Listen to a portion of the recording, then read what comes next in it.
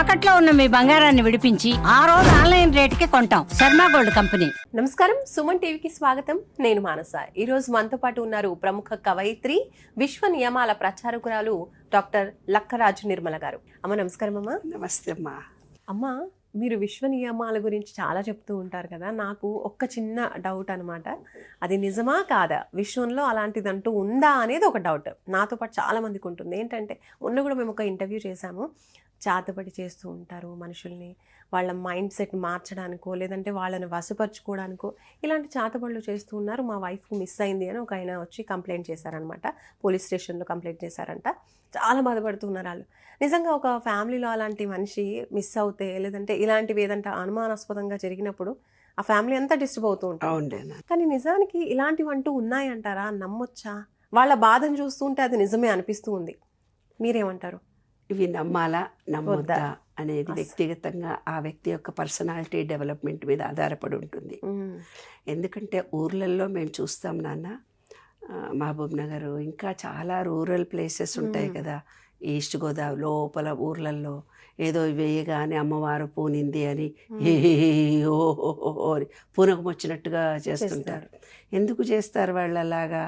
వాళ్ళ చిన్న వయసు నుంచి చూసినప్పుడు ఆ మ్యూజిక్కి ఎవరో ఒకళ్ళు ఊగడము ఆ సబ్ కాన్షియస్ మైండ్లో రికార్డ్ అయిపోయి ఉంటుంది.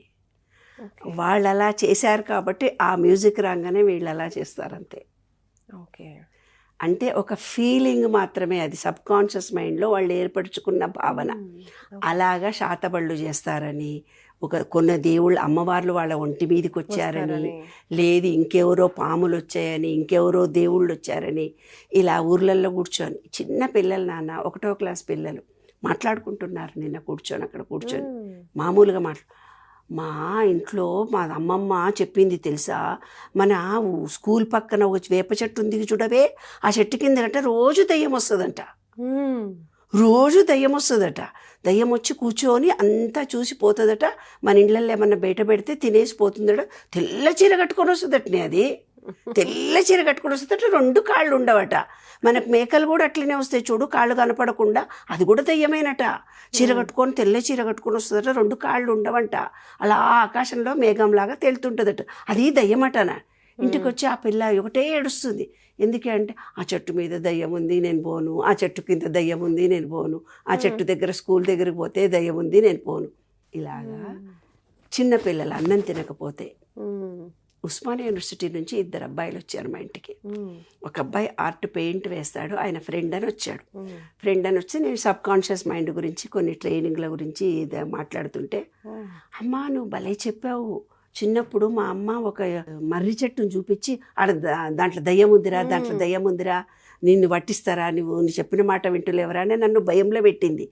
ఇప్పుడు కూడా నాకు ఇంజనీరింగ్ అయిపోయింది కానీ ఆ చెట్టు దగ్గరికి పోనమ్మా, నాకు భయం వేస్తుంది. అది అలా ఫిక్స్ అయిపోయింది వాళ్ళ మైండ్లో. అంటే సబ్ కాన్షియస్ మైండ్లో ఏదైతే రికార్డ్ అయిపోతుందో మనకి 7 years లోపల అదే జీవితంగా మారిపోతుంది.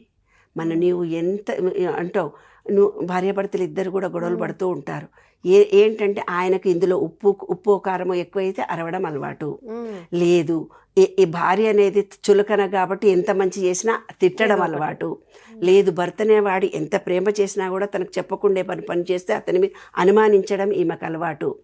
ఇలాంటివన్నీ ఏంటిదంటే సబ్ కాన్షియస్ మైండ్లో ఏర్పడినటువంటి భావాలు నాన్న. పిల్లలకు కూడా పోలీసునికి పట్టిస్తానే నిన్ను, అదిగో అక్కడ నుంచి దయ్యం వస్తుంది, దయ్యం పట్టిస్తా, అక్కడ నుంచి పిల్లి వస్తుంది, అక్కడ నుంచి ఎలుక వస్తుంది, బల్లి వస్తుంది చూడు అంటాం అని వరకు అని భయపడతాడు. ఆ బల్లి అనేది ఒక భయము అనేది చిన్నప్పుడు మన మాట వినకపోతే పిల్లలకు కొంచెం నచ్చ చెప్పడానికి ఏర్పరిచినటువంటి భయాలు ఇవన్నీ, ఉత్తుత్తి భయాలు. కానీ వాళ్ళని జీవితం మొత్తంలో ప్రతిదానికి భయపడడము, లేదంటే ఎవరితోటైనా మాట్లాడాలన్నా భయపడడము, ఏదైనా పని చేయాలన్నా కమ్యూనికేషన్ స్కిల్స్ లేకపోవడము, సబ్ కాన్షియస్ మైండ్లో వాళ్ళు ఏర్పరచుకున్న భావాలే. తల్లుల్లారా, మీ పిల్లలను అలా భయపెట్టకండి. మూఢ విశ్వాసాలము, మూఢ నమ్మకము అది. ఇప్పుడు కొంతమంది సాయిబాబా వచ్చాడు నా ఒంటి మీదకి, సాయిబాబా కనిపించాడు అంట.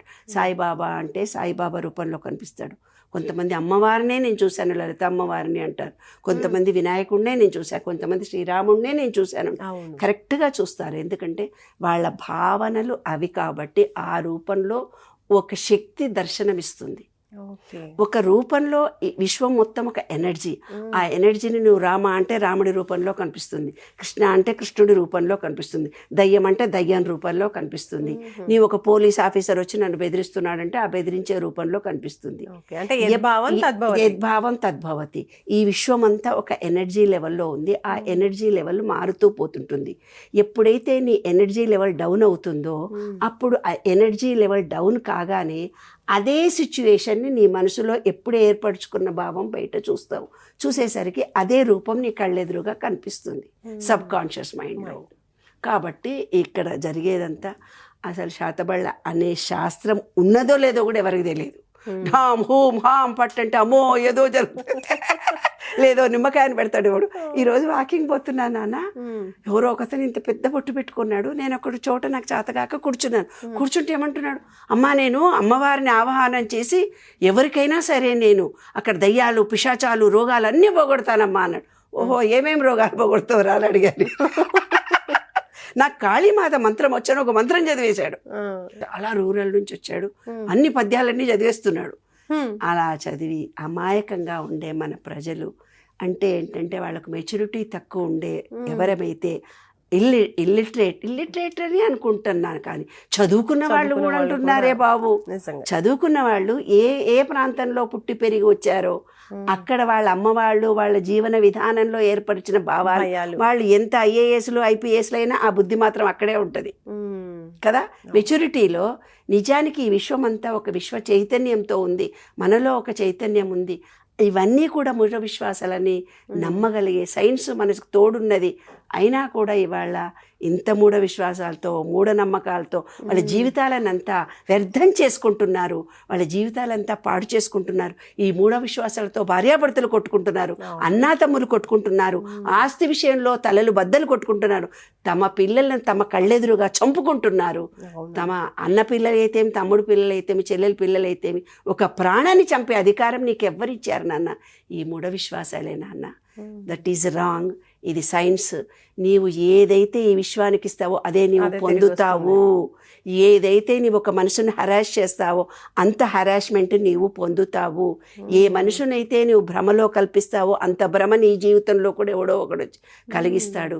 కాబట్టి మీకు తెలిసిన మూఢ విశ్వాసాలు మీ మనసులోనే పెట్టుకోండి. ఈ జనరేషన్ను, ఈ వ్యక్తులను మీరు చెడగొట్టకండి. అదే నేను ఇచ్చే మెసేజ్ నాన్న. చాలా మంచి విషయం చెప్పారమ్మా. నిజంగా ఇవన్నీ కూడా భయాలు. అవి ఫ్యూచర్లో అవి చిన్నపిల్లలు ఎలా పెరుగుతూ ఉంటారో అవి కూడా అలా పెరిగి ఇలాంటి మూఢ విశ్వాసాలాగా తయారవుతుంది. చాలా మంచి విషయాలు తెలియజేశారు. నిజంగా ఒక అవేర్నెస్ అనుకోవచ్చు మీరు చెప్పినటువంటి మాటలన్నీ కూడా. So thank you so much అమ్మా. చూస్తున్నారు కదండి, ఇలాంటి మూఢ విశ్వాసాలు నమ్మొద్దు అని చాలా ఏళ్ల నుంచి చెప్తున్నప్పటికీ కూడా ఇంకా కొన్ని ప్లేసెస్లో కొంతమందిలో ఇలాంటి విషయాలు అయితే దాగి ఉన్నాయి. అవి అందరికీ స్ప్రెడ్ చేసే ప్రయత్నం చేస్తూ ఉంటారు. కాబట్టి అలాంటి భయాలు మీలోనే ఉంచుకొని, ఒకవేళ నిజంగా ఆ భయంలో మీరు లోనై ఉంటే కనుక దాన్ని ఎలా మనం నిర్మూలించుకోవాలో అనేది ఆలోచించాలి. కానీ అందరికీ ఇలాంటివన్నీ స్ప్రెడ్ చేయకూడదు అనేది మా విన్నపం. చూస్తూనే ఉండండి సుమన్ టీవీ. నమస్తే.